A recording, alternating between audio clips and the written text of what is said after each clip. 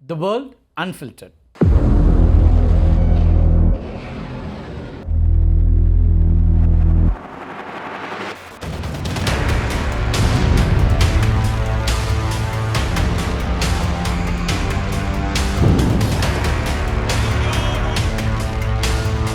We don't need the oil at all. ஈரானும் அமெரிக்காவும் செய்து கொண்ட தற்காலிக அமைதி ஒப்பந்தம் முடிவுக்கு வந்துட்ட நிலையில் ஈரானோட மிகவும் பாதுகாக்கப்பட்ட பிகாக்ஸ் தளத்தை தாக்க போகிறதா அதிபர் ட்ரம்ப் எச்சரிக்கை விடுத்திருக்கார். இந்த பிகாக்ஸ் மீது கை வச்சா நரகத்தை காண நேரிடும் அப்படின்னு ட்ரம்ப்புக்கு ஈரான் பதிலடி கொடுத்துருக்கு. மத்திய கிழக்கு பிராந்தியத்தில் சிறிது காலம் ஓய்ந்திருந்த இந்த சைரன் சத்தம் இருக்கு இல்லையா, அது மீண்டும் ஒலிக்க தொடங்கியிருக்கிறது. ஈரானோட முன்னாள் உச்சத்தலைவர் அயதுல்லா அலி கமேனியோட இறுதி சடங்கு நிகழ்வுகளின் போது நடந்த சில சம்பவங்கள் அமெரிக்க அதிபர் டொனால்ட் ட்ரம்ப் ஈரானுடனான ஒப்பந்தத்தை முறிச்சுக்கிறதுக்கு மிக முக்கியமான பின்னணியாக பார்க்கப்படுது. அமெரிக்கா இஸ்ரேல் படைகளால் கொல்லப்பட்ட அயதுல்லா அலி கமேனியோட இறுதி நிகழ்வுகளின் போது ஈரானிய படைகளும் லட்சக்கணக்கான பொதுமக்களும் திரண்டிருந்தாங்க.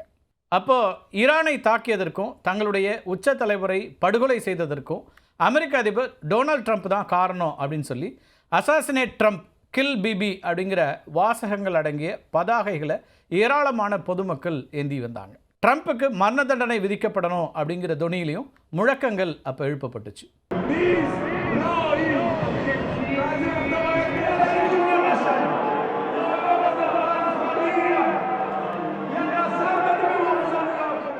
அப்போதான் என்னோட உயிருக்கே அச்சுறுத்தலா அப்படின்னு கடும் கோபத்திற்கு ஆளானார் அமெரிக்க அதிபர் டொனால்ட் ட்ரம்ப். இந்த சம்பவத்தை அடுத்து தான் ஈரான் அமைதியை விரும்பவில்லை அப்படின்னும் தற்காலிக போர் நிறுத்த ஒப்பந்தத்தை அவங்க ஒரு கேடயமாக மட்டுமே பயன்படுத்துகிறாங்க அப்படின்னும் ட்ரம்ப் குற்றம் சாட்டினார். தன்னை கொல்ல ஈரான் சதித்திட்டம் தீட்டினா இதுவரைக்கும் கண்டிராத அளவிலான மிகப்பெரிய அழிவை அமெரிக்க இராணுவம் அங்கு ஏற்படுத்தும் அப்படிங்கிற ஒரு எச்சரிக்கையை டொனால்ட் ட்ரம்ப் கொடுத்தார். இதற்காக 1000 ஏவுகணைகள் தயார் நிலையில், அதாவது லாக்ட் அண்ட் லோடட் நிலையில் வைக்கப்பட்டிருக்கிறதாகவும் அவர் குறிப்பிட்டார். ஈரான் மீதான ட்ரம்ப்போட கோபத்தை இன்னும் பல மடங்கு அதிகமாக்கி எரியிற நெருப்பில் எண்ணெயை ஊற்றுறது போல இஸ்ரேலும் ஒரு சில விஷயங்களை முன்னெடுத்துச்சு. ஈரான் இராணுவம் ட்ரம்ப்பை படுகொலை செய்ய புதிய சதி திட்டங்களை தீட்டி வருகின்றது அப்படிங்கிற உளவு தகவலை இஸ்ரேல் அமெரிக்காவுக்கு கொடுக்குது. இஸ்ரேல் கொடுத்த இந்த உளவுத்துறை எச்சரிக்கை ட்ரம்ப்பை மேலும் சூடாக்கிடுச்சு. உலகத் தலைவரான என்னையே ஈரான் அழிக்க நினைக்குது அப்படின்னு நேட்டோ மாநாட்டில் ட்ரம்ப் பகிரங்கமாக ஒரு குற்றச்சாட்டை முன் வச்சார். ஒரு பக்கம் ட்ரம்ப்பை உசுப்பி விட்டுட்டு ஈரான் ஆதரவாளர்களாக இருக்கக்கூடிய ஹெஸ்புல்லா அமைப்பினர் மீதான தாக்குதல்களையும் இஸ்ரேல் தொடர்ந்து வந்துச்சு. இதனால் ஆத்திரமடைந்த ஈரான் என்ன பண்ணாங்கன்னா, இஸ்ரேலிய தாக்குதலுக்கு பதிலடியாக மீண்டும் ஹார்மூஸ் நீரிணையில் கப்பல்களை தாக்க தொடங்குறாங்க.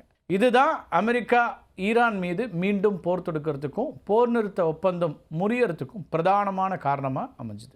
ஈரான் ஒப்பந்த விதிகளை மீறிவிட்டது, அவங்க ஏமாற்றுக்காரர்கள் அப்படின்னு சொல்லி கடந்த 8ஆம் தேதி போர் நிறுத்த ஒப்பந்தம் முடிவுக்கு வந்து விட்டதா அறிவித்தார் அமெரிக்க அதிபர் டொனால்ட் ட்ரம்ப். ஈரானோட துறைமுகங்கள் மேலே மீண்டும் கடற்படை முற்றுகையை தொடங்கியதோட 80க்கும் மேற்பட்ட இராணுவ இலக்குகள் மேலே அமெரிக்க இராணுவம் தாக்குதல் நடத்துச்சு. ஈரானோட தென்கிழக்கு மாகாணமான சிஸ்தான் பலுசிஸ்தானில் இருக்கக்கூடிய பாம்பூர் அப்படிங்கிற இடத்துல அமைஞ்சிருக்கக்கூடிய ஈரானிய இராணுவத்தினுடைய மெக்கனைஸ்டு இன்ஃபேண்ட்ரி பிரிகேட், இந்த தளம் கடுமையாக தாக்கப்பட்டுச்சு. இதில் இராணுவ வீரர்கள் 7 பேர் கொல்லப்பட்டதா ஈரான் இராணுவம் தெரிவிச்சிருக்கு. ஈரானோட ஒரே ஒரு சிவிலியன் அணுமின் நிலையம் அமைஞ்சிருக்கக்கூடிய தெற்கு துறைமுக நகரான புஷேர் மேலேயும் அமெரிக்காவுடைய வான்வழி தாக்குதல்கள் நடந்துச்சு. இந்த தாக்குதலை அமெரிக்க பயங்கரவாத இராணுவத்தினுடைய ஆக்கிரமிப்பு நடவடிக்கை அப்படின்னு சாடி இருக்கக்கூடிய ஈரான் இராணுவம் இதுக்கு விரைவில் பதிலடி கொடுக்கப்படும் அப்படின்னு சொல்லியிருக்காங்க. ஹார்மோஸ் நீரிணையில் வணிக கப்பல்கள் மீதான தாக்குதல்கள் மீண்டும் தொடங்கியிருக்கிறதுனால அங்கே கப்பல் போக்குவரத்து முற்றிலுமாக ஸ்தம்பிச்சிருக்கு. நூற்றுக்கணக்கான வணிக கப்பல்களில் பல்வேறு நாடுகளை சார்ந்த சுமார் 6000க்கும் மேற்பட்ட மாலுமிகள் ஆபத்தான கடல் பகுதியில் சிக்கி தவிச்சு வருவதா ஐக்கிய நாடுகள் சபையினுடைய இன்டர்நேஷ்னல் மேரிடைம் ஆர்கனைசேஷன் சொல்லியிருக்கிறாங்க. அமெரிக்காவுடைய தீய நடவடிக்கைகள் தொடர்ற வரைக்கும் இது ஈரானோட ஸ்டேட்மெண்ட்டு. ஹார்மூஸ் நீரிணை தொடர்ந்து மூடப்பட்டே இருக்கும் அப்படின்னு ஈரானோட புரட்சிகர காவல்படை எச்சரிக்கை கொடுத்துருக்காங்க. ஹார்மூஸ் நீரிணையை கடக்கக்கூடிய கப்பல்களுக்கு 20% பாதுகாப்பு கட்டணம் வசூலிக்கப்படும் அப்படிங்கிற அறிவிப்பை அவசரமாக ட்ரம்ப் திரும்ப பெற்றுக்கொண்டிருக்கிறார்.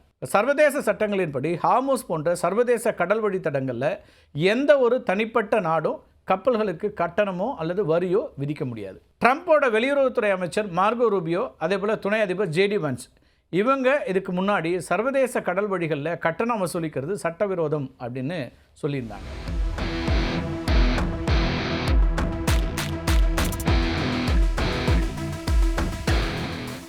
ஜெர்மனியோட ஹபாக் லாய்ட் உள்ளிட்ட உலகின் முன்னணி சரக்கு கப்பல் நிறுவனங்களும் சர்வதேச கப்பல் அமைப்புகளும் ட்ரம்ப்போட முடிவுக்கு கடுமையான எதிர்ப்பு தெரிவித்தாங்க.